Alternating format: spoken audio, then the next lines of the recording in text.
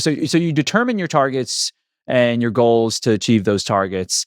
How do you think about establishing goals for a team versus individuals within a private equity firm? Is it by seniority? Like, how do you determine how to set them for each? Yeah, when you're building a team in sourcing, right? Like just like any sort of sales organization, like you're going to have varying degrees of effectiveness and kind of ramp curves across your team. We've got this like painful reality in our profession where, like, on one hand, private equity and deal sourcing is a long game. I don't care if you're building relationships with bankers or directly sourcing with bootstrap founders. Like, it takes time, right? Like, it takes years to cultivate and ultimately kind of harvest these relationships and opportunities. And on the flip side, like, this profession is not for everyone, right? And and not everyone can do it well. Like, if you just look in terms of ramp time, I often find it takes 12 to 18 months for a new person in a sourcing role to really kind of get up to speed and find their legs, right? And I mean, shoot, even if you've been doing this job for 2 decades, it might take you 2 years to get your first deal done at a new firm.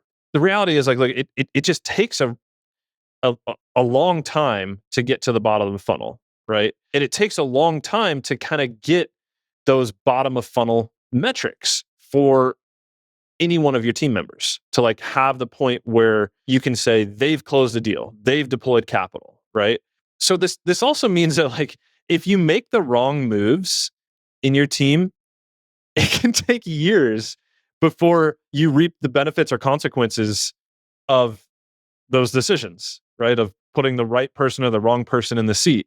Like, you don't know, right? For a long time, if that was the right or wrong decision. When you think about setting targets for individuals, like, part of this is trying to do everything you can to measure, are they going to get to success, right? And so, like, yeah, you got to measure some of the inputs and you got to measure some of the early outputs, right? You can't just say, like, gosh, are they going to deploy capital or not? Because it might take them a couple of years to get to that. So, like, you've got to start measuring some of the other things that they get to. Like, again, we can walk through the funnel that I was talking about, but sure, like, are they doing the volume of outreach? That's, one thing. Are they reaching out to the right folks, the right volume, all that sort of stuff? Are they getting the right, meetings and phone calls? Are they getting stuff that's coming to investment committee that gets management meetings and IOIs? Like that, those are some of your early indications, right? That they're on the right path. But again, you've also got to set these output targets.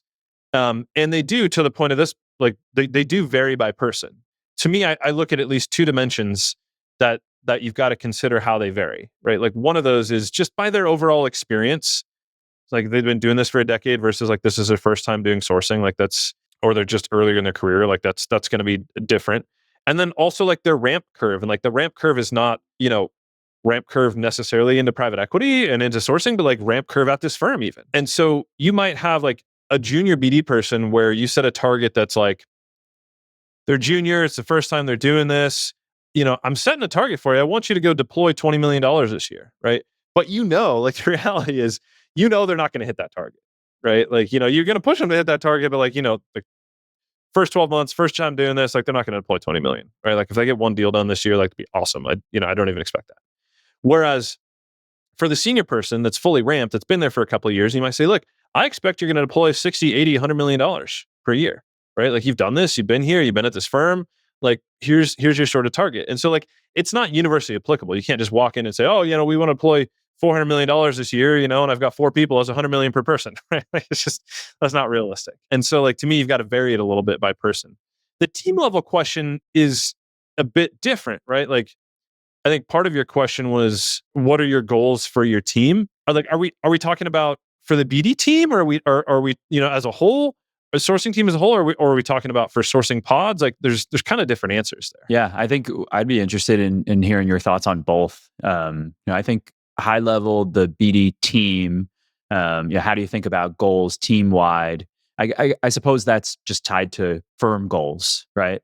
But maybe you can kind of have different pod goals, and then that's going to be influenced by how the pods are set up, if it's industry verticals and how much activity we expect in each vertical, things like that. For sure. Yeah. I mean, I think the first thing for the team level, like, when you think about the sourcing team, the reality is the sourcing team's probably not going to do all of the capital deployment, right? Like, you're going to have deals that come in through a partner has a relationship or whatever. Like there's going to be, other network things, right? Like we've got an operating partner that brought in a deal, or, a banker that's a buddy, or even, a brother of one of the partners brought in, like whatever, right? Like there's always like something like that comes not from the sourcing team.